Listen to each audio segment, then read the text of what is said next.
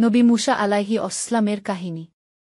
নবী মুসা আলাইহি অসলাম ছিলেন ইসলাম, ইহুদি ও খ্রিস্টান ধর্মের গুরুত্বপূর্ণ এক মহান নবী। তার কাহিনী পবিত্র কুরআনে সর্বাধিক উল্লেখিত হয়েছে।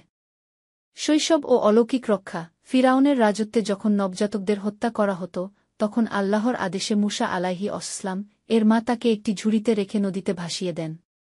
আল্লাহর কুদরতে তিনি পৌঁছে যান ফিরাউনের প্রাসাদে এবং ফিরাউনের স্ত্রী আসিয়া তাকে দত্তক নেন। নবুয়ত ও লাঠির মুজিয়া। বড় হয়ে মুসা আলাইহি অসলাম আল্লাহর প্রেরিত নবী হন। তার হাতে ছিল এক বিশেষ মুজিয়া, লাঠি, যা সাপ হয়ে যেত, এবং সাদা আলোকিত হাত। আল্লাহ তাকে ফিরাউনের কাছে পাঠান সত্যের দাওয়াত দিতে। ফেরাউনের সামনে দাওয়াত। মুসা আলাইহি অসলাম তার ভাই হারুন আলাইহি অসলাম কে নিয়ে গিয়ে ফেরাউনকে বলেন, আল্লাহর পথে ফিরে এসো, আমি তার রসূল। ফিরাউন অহংকার করে বলে, আমিই তোমাদের প্রতিপালক। জাদুকরদের প্রতিযোগিতা। ফিরাউন তার সেরা জাদুকরদের ডেকে আনে।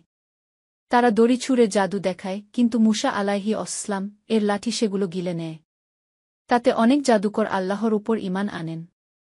বনি ইসরায়েলকে মুক্ত করা। মুসা আলাইহি অসলাম বহু কষ্টে বনি ইসরায়েল জাতিকে ফেরাউনের জুলুম থেকে মুক্ত করেন। আল্লাহর হুকুমে লাঠি দিয়ে নদীতে আঘাত করলে নদী দুভাগ হয়ে যায় এবং মুসা আলাইহি অসলাম ও তার অনুসারীরা নিরাপদে পার হন। ফিরাউন ও তার বাহিনী ডুবে মারা যায়। তুর পাহাড় ও তাওরাত। মুসা আলাইহি অসলাম তুর পাহাড়ে আল্লাহর সঙ্গে সরাসরি কথা বলেন। তাকে দেওয়া হয় তাওরাত, যা ছিল বনি ইসরায়েলের জন্য হেদায়েতের কিতাব। শিক্ষা। আল্লাহ আমাদের প্রতিটি ভালো কাজ গুণে রাখেন, ইভেন ছোট্ট কাজও। সময় কম থাকলেও আমরা যেন ভালো কাজ করতে না ভুলি। সত্যবাদিতা, দয়া ও সহযোগিতা ইসলামের গুরুত্বপূর্ণ শিক্ষা।